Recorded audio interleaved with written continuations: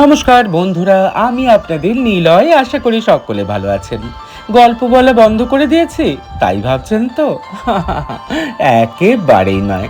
সেই জন্যই তো আজকে নিয়ে এলাম আমার 4.5 মিনিটের গল্পের ঝুলি। জানেন তো, আজকের গল্পটা যেটা বলবো অসাধারণ একটা গল্প।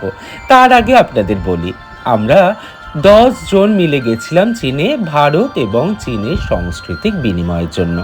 এবারে ভারত সরকার আমাদের 10 জনকে বেছে নিয়েছিল। আমার সাথে ছিল 7 জন অসাধারণ শিল্পী, আর তার সাথে 3 জন শিল্প মনস্ক সাংবাদিকরা। যাই হোক, আজকে আমাদের ভারতে ফেরার পালা। চীনের গল্পটা নয়, শেষ থেকেই শুরু করছি। আজকে 18ই জুন 2026 কুইনিং চ্যাংসুই ইন্টারন্যাশনাল এয়ারপোর্ট থেকে আমাদের ভারতে আসার ফ্লাইট। তার আগে ঝ্যাং, ভিভেন এবং উইন্ডি, চীনের এই 3 বন্ধু যারা পুরো সফরটায় আমাদের সাথে ছিল, ওরা আমাদের খাওয়ালো অসাধারণ একটা আঞ্চলিক খাবার। জানেন তো তার নাম কি? Crossing the bridge noodles. কেন এই নাম এবার আপনাদের কাছে বলছি। আজ থেকে প্রায় 200 বছর আগে চীনের ইউনান অঞ্চল, ভীষণ সুন্দর একটা সাংস্কৃতিক প্রদেশ। সেখানে থাকতো সদ্য বিবাহিতা একজন তরুণ আর তরুণী। তরুণ তার পরীক্ষার প্রিপারেশনের জন্য একটা ছোট্ট দ্বীপে পড়াশোনা করত, বাড়ি থেকে অনেকটা দূরে। বুঝতেই পাচ্ছেন, 200 বছর আগে, মানে সেই রাজা রানীদের দরবারে চাকরি আর কি। তরুণী তার স্বামীকে ভীষণ ভালোবাসত, আর পড়াশোনার ফাঁকে ফাঁকে বিভিন্ন রকম সুস্বাদু খাবার তার জন্য তৈরি করে নিয়ে যেত। কিন্তু প্রবলেম ছিল একটাই, কি জানেন তো? বাড়ি থেকে সেই দ্বীপে পেরোনোর জন্য একটা ছোট্ট ব্রিজ ছিল।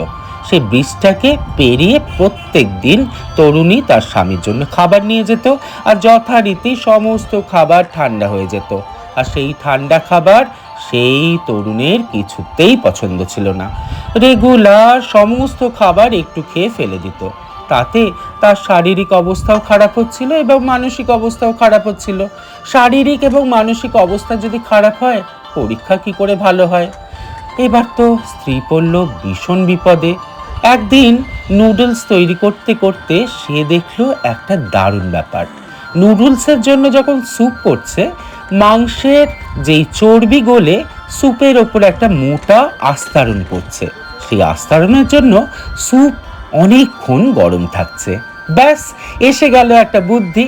তখন সেই তরুণী আলাদা করে স্যুপ নিয়ে যেত ব্রিজের ওপর থেকে, এবং তার সাথে স্যুপে মেশানোর বিভিন্ন রকম উপকরণ, টফু, বিভিন্ন রকম মাংস, ডিম, সবজি। আর হ্যাঁ, এর মধ্যে ছিল কিন্তু রাইস নুডলস, অন্য কোনো নুডলস নয়।